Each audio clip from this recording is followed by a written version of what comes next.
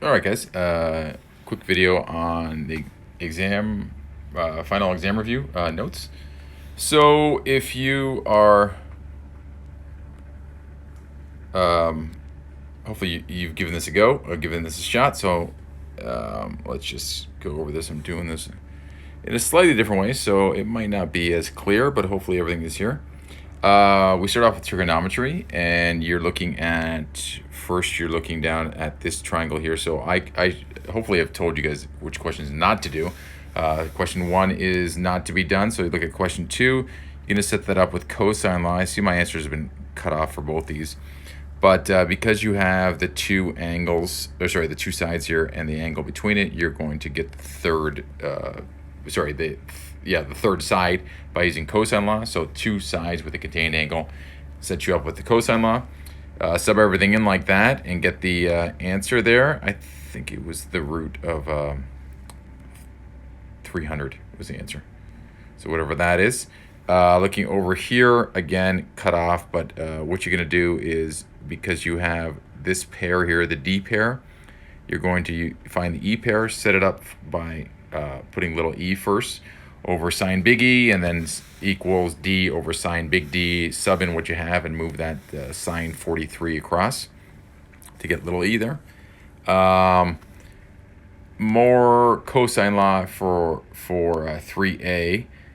So the nice thing about this review is that we do everything here. We have both versions of cosine law on the left here. So we got this one here and then this one here. And then if you kind of cut this in half, and then this side on the right here, you get both sine laws. So this is cosine law to find an angle. Looking for A, so you write down big A and then fill in the blanks in the equation after that. And then solve for big A. And do the same for big A on the other question on B here. But in this case, you have an angle side pair. You have the B pair. I label this B. This 10 with this 11, 10 centimeters and 11 degrees.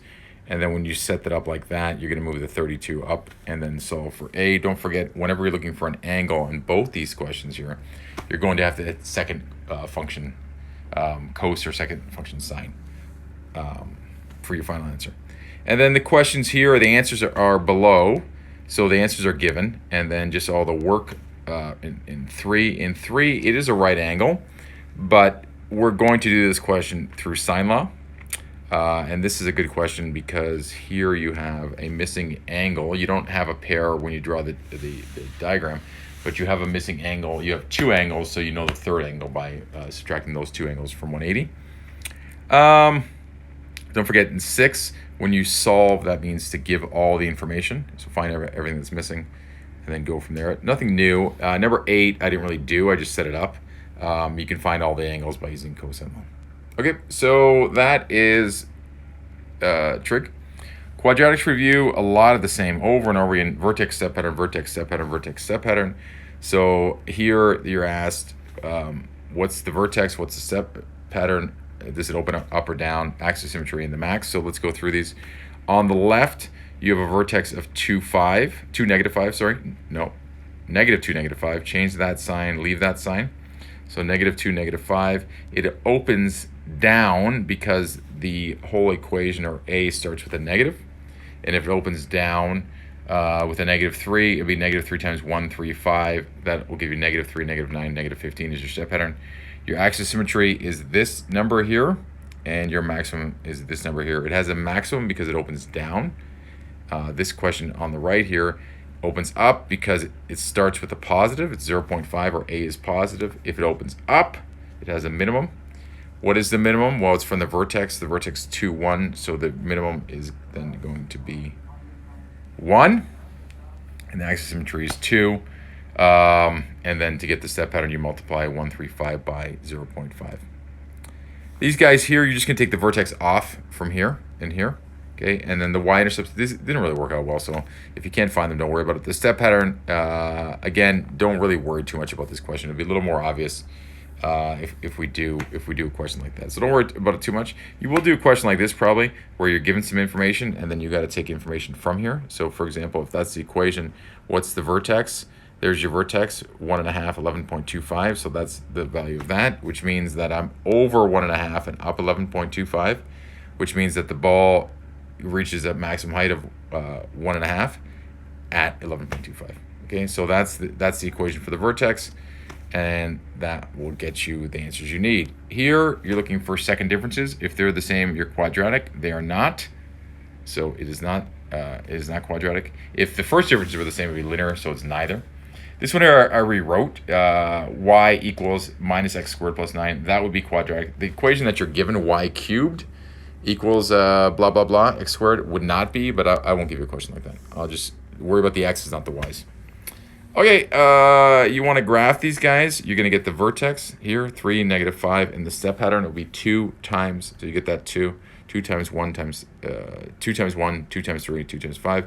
So plot that first point there from the vertex, and then over 1 up, 2, over 1 up, 3, and that's enough. Mirrored points, connect the dots, and you're done. Okay, over here, this equation here gets you -4 and 1 as your vertex. So over left 4, up 1 for your vertex, and your step pattern will be a half, or -1/2 times 1, which is -1/2, and then 3 times -1/2, which is -1/2. So over 1, down 1/2, over 1, down 3/2. These questions here, they're good. I like this one better than that one, but I'll just do this one. So you're going to expand x minus 4 and then FOIL it. So that's how you get all this here. And then collect like terms to get the -8, and then the 16 and the 8 get you 24. That would be your y-intercept, this guy here. Okay. Do the same thing here, but if a is not 1, then you have to multiply the expanded part here by 0.5. Focus on the other question. So these questions here, and then go through these questions here. These are really hard to see. I wrote, so the answers are here if you want to give it a go, but all the answers are here for the homework.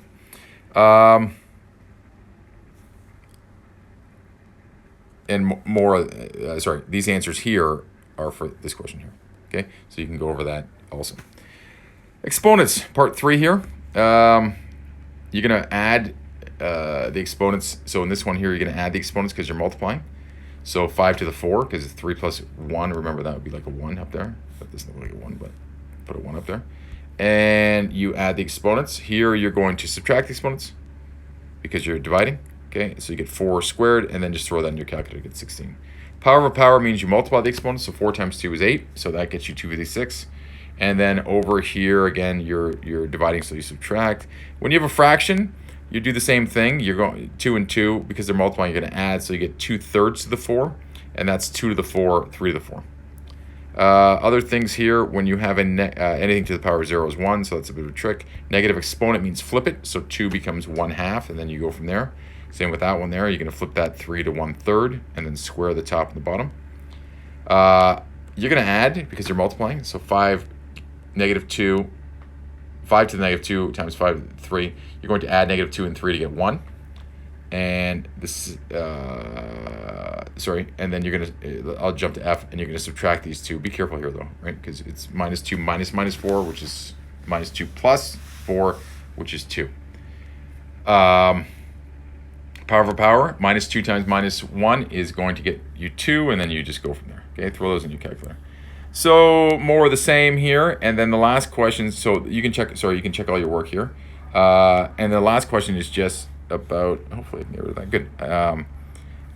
Money questions. Okay, so remember APIN for compound interest. Okay, we do no simple interest stuff, so don't worry about this question here. And APIN, and then you ask yourself, is the first question you say 875 is compounded now, so that's the P. You're trying to find later, which is A, so just be careful on that. Interest is 4% divided by 12 because it's monthly, 5 years times 12 because it's monthly, and then sub it into the equation. Okay. Same with the next one. The only thing is it's semi-annually, which is twice a year, so your modifier here is 2. And then finally, this question here, you're looking for the present value. So this person wants to have 5,500 later, which means they have 5,500 now. What's the amount now that they have to put in? So when you do this, be careful with everything. Again, you're dividing by 4, multiplying by 4 because it's quarterly, but be careful that you put negative n as your exponent, okay? And then your answer will be less than 5,500. And that's it. The questions below that are just the same.